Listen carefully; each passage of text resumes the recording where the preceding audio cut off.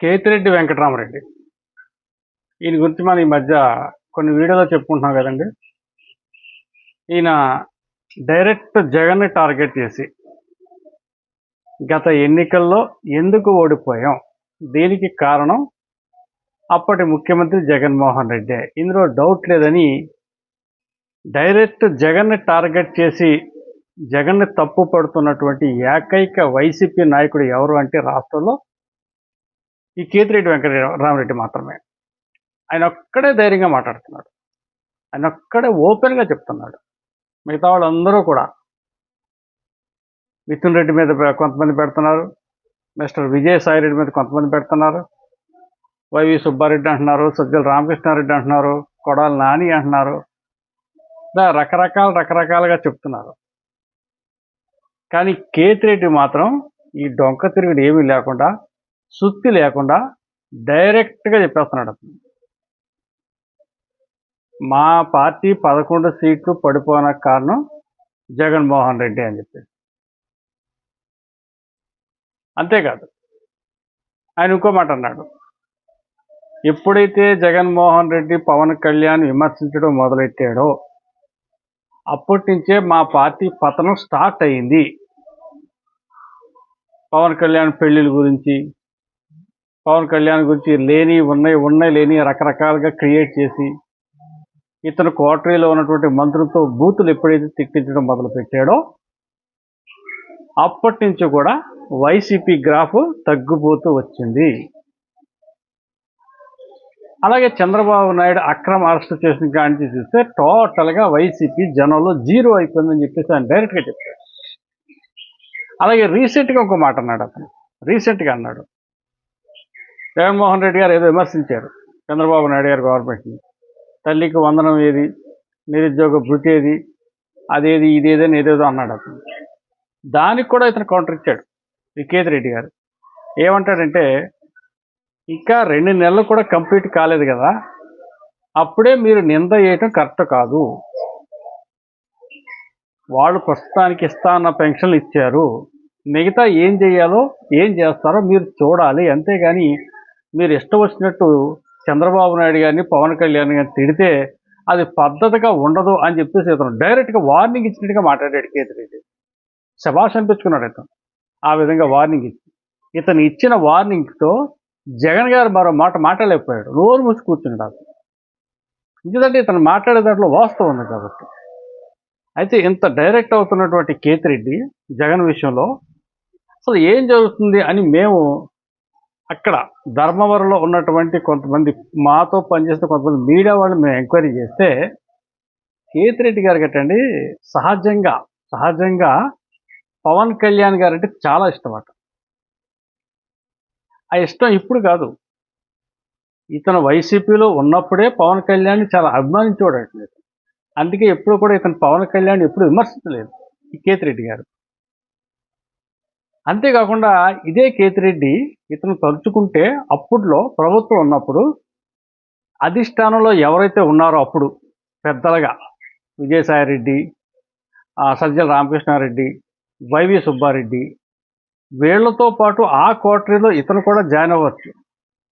వాళ్ళతో పాటు భూదందాలు, అక్రమ వ్యాపారాలు, అక్రమ లావాదేవీలు, అక్రమ ఇతరత్ర ఇవన్నీ ఇతను కూడా చేయొచ్చు ప్రభుత్వాన్ని అడ్డు పెట్టుకుని. కానీ ఇతను వాళ్ళ జోలికి వెళ్ళలేదు, ఆ క్వార్టరీలో ఇతను చేరలేదు. ఎంతసేపు ఒకటే, ధర్మవరం నియోజకవర్గ ప్రజలకి మనం ఎంతవరకు అందుబాటులో ఉంటాం, వాళ్ళని పెర్ఫెక్ట్గా మన సేవలు ఎలా చేద్దాం, వాళ్లతో మనం మమేకం ఎలా అవుదాం, వాళ్ళ మన పేరు ఎలా తెచ్చుకుందాం అన్నది ఒకే ఒక కాన్సెప్ట్. ఆ లక్ష్యంతో ఇతను పనిచేశాడు. తెల్లారితే అంటే సూర్యోదయానికి ముందుగానే నియోజకవర్గానికి వెళ్ళిపోయేవాడు.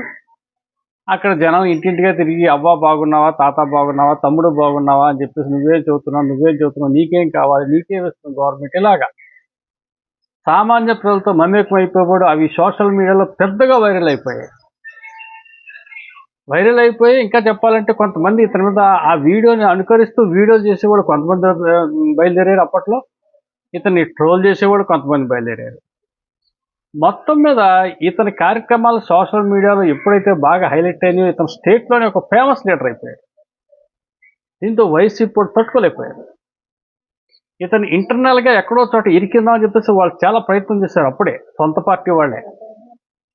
కాకపోతే కేతిరెడ్డి ఎక్కడ దొరకలేదు. ఎందుకంటే కేతిరెడ్డి స్వతహాగా మంచి సేవకుడు, ప్రజాసేవకుడు కాబట్టి, ఇతని మీద ఇతరత్ర ఎలిగేషన్స్ లేవు కాబట్టి ఇతను వాళ్ళు ఏమి చేయలేకపోయారు. కానీ అప్పుడు జగన్మోహన్ రెడ్డి కోటరీకి ఇతని కేతిరెడ్డికి మధ్య కోల్డ్ వార్ అనేది నడిచేది. అయితే ఇతను ఆ పార్టీలో ఉన్నా కానీ జనసేన అధినేత పవన్ కళ్యాణ్ ఇతను అభిమానించేవాడు, ప్రేమించేవాడు. ఇప్పుడు చూసుకుంటే పవన్ కళ్యాణ్ గారు ఉప ముఖ్యమంత్రి అయిన తర్వాత, కొన్ని శాఖలకు మంత్రి అయిన తర్వాత ఆయన పనితీరును చూసి కేతిరెడ్డి మరింతగా ఇతని మీద అభిమానం పెంచుకున్నాడు. స్వతహాగా ప్రజాసేవకుడు కేతిరెడ్డికి నిజంగా అతనిని మించి ప్రజాసేవ చేస్తుంటే అతనికి చాలా ఆనందం కలిగి ఇతని మీద అభిమానం విపరీతంగా పెంచుకున్నాడు. అతను పెంచుకొని ఈ పాజిటివ్ స్టేట్మెంట్ ఇస్తూ ఉన్నాడు. పవన్ కళ్యాణ్ గారు డిప్యూటీ సీఎంగా రాష్ట్రంలో మానిటరింగ్ చేయటం, అతని ఎమ్మెల్యేలకి గ్రేడింగ్లు ఇవ్వటం, పిఠాపురం నియోజకవర్గ ప్రజలకు వెళ్ళి అందుబాటులో ఉండటం, వాళ్ళ సమస్యలు తెలుసుకోవటం, ప్రజా దర్బారు పెట్టి ప్రతి సామాన్యుడికి అందుబాటులో ఉండి వాళ్ళ యొక్క వినపత్రాలు స్వీకరించడం, కన్సల్ట్ ఆఫీసర్తో మాట్లాడి వాళ్ళ సమస్యలు పరిష్కరించడం, ఇవన్నీ కూడా కేతిరెడ్డికి ఎంతగానో ఆకట్టుకున్నాయి. ఆకట్టుకుని ఫైనల్గా అతను ఏంటంటాడంటే, అతని మనసులో భావం ఎలా వచ్చిందంటే, ఎలాగైనా సరే పవన్ పంచన చేరదాం, పవన్ లాంటి కష్టపడి పనిచేసే నాయకుడి దగ్గర నేనుంటే ఇంకా చక్కగా షైన్ అవుతాను, ఇంకా అతను ప్రోత్సహిస్తాడు అని చెప్పేసి అతను పవన్ దగ్గరికి రావడానికి విశ్వ ప్రయత్నం చేస్తూ ఉన్నాడు, తహతహలాడుతూ ఉన్నాడు. ఎలాగైనా సరే ఈయన దగ్గరికి వెళ్దాం, ఈయన గూట్లో చేరిపోదాం అని చెప్పేసి. అని పవన్ పరిస్థితి ఏంటంటే అతను ఒప్పుకోడు.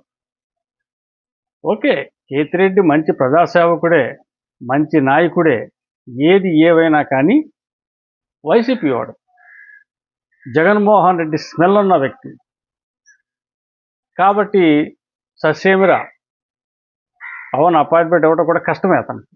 అతను ఎంత ప్రయత్నం చేసినా పవన్ కళ్యాణ్ గారు అసలు ఒప్పుకోరు. కానీ మా బోటోడు ఎవరైనా, అంటే నేనేదో కోనికిస్తాగా అనుకోండి, ఒకవేళ ఎవరైనా ఇష్టాగోష్ఠిగా ఏదో ఏం చేద్దామని ఒక సలహా అంటూ అడిగితే తీసుకోమనే చెప్తాను నేను. ఇంకేతంటే వైసీపీలో అప్పుడు గెలిచినటువంటి 151 మంది ఎమ్మెల్యేలు ఒక ఎత్తు, ఇతను ఒక్కడు ఒక ఎత్తు, 150 మంది ఒక ఎత్తు, ఇతను ఒక్కడు ఒక ఎత్తు. వాళ్ళందరూ కూడా జగన్ మెప్పు పొందడం కోసం, జగన్ యొక్క దగ్గర మరింత చేరువవటం కోసం ఆ 150 మంది శాసనసభ్యులు, అందులో ఉన్నటువంటి మంత్రులు కూడా ఏం చేశారంటే పవన్ కళ్యాణ్ని, చంద్రబాబు నాయుడిని, నారా లోకేష్ని, అవసరమైతే భువనేశ్వరి కానీ వీళ్ళందరూ తిట్టడం మొదలెట్టారు. ఎంత బాగా తిడితే జగన్ దగ్గర అంత పేరు వస్తుందని చెప్పేసి. కానీ ఇతను ఆ లిస్టులో లేడు. ఇతను పని ఇతను చూసుకున్నాడు. శాసనసభ్యులుగా ఇతను చేయాల్సింది ఇతను చేశాడు, కానీ ఈ తిట్లు, బూతులు దండకం ఇటువంటి ఈయన దగ్గర లేవు. జగన్ మెప్పు పొందడం కోసం ఇతను తప్పుదారులు అడ్డదారులు తొక్కినట్టు లేదు నాకు తెలుసుండి. ఇటువంటి వ్యక్తిని చేర్చుకోవచ్చని నాలాంటి కోనికిస్కాగా ఏదో ఈ బొబ్బాస్ మొక్కల్లో ఉంటున్నామండి, అలాంటి ఎవడైనా అడిగితే చేర్చుకోవడం తప్పు లేదని చెప్తాను. కానీ పవన్ కళ్యాణ్ గారు మాత్రం ఇతను చేర్చుకోవాల్సిన అవసరం అయితే ఆయనకి లేదు. ఆయనకు ఉన్న టార్గెట్ రాష్ట్రంలో ఆయన ఒక ఆదర్శమైన పాలన అందిస్తుండటంతో పాటు 21 మంది ఎమ్మెల్యేలు కూడా ఎక్కడ తప్పు చేయకుండా వాళ్ళు కూడా ప్రజాసేవకు అంకితం అయ్యేలాగా నిత్యం మానిటరింగ్ చేసి, వాళ్ళు గ్రేడింగ్ చేసి, వాళ్ళకి మార్కులు ఇచ్చి, పరుగులు ఎట్టించి వచ్చే ఎలక్షన్లో భారతదేశంలోనే జనసేన పార్టీ అంటే ప్రజాసేవలో మంచి గుర్తింపు పొందే పార్టీగా చేయాలని ఆయన లక్ష్యం. అంతేగాని ఇప్పుడు ఈ కేతిరెడ్డిని ఏళ్ళ చేర్చుకునే ఆలోచన, ఈ పార్టీ ఫిరాయింపుల చట్టాన్ని ప్రోత్సహించే అటువంటి ఏమీ లేవు ఆయనకి. ఎంత చేసినా కానీ కేతిరెడ్డి గారి ప్రయత్నం అయితే జరగదు. ఆ ప్రయత్నం విఫలం అవుతుంది, అందులో డౌట్ లేదు. రైట్.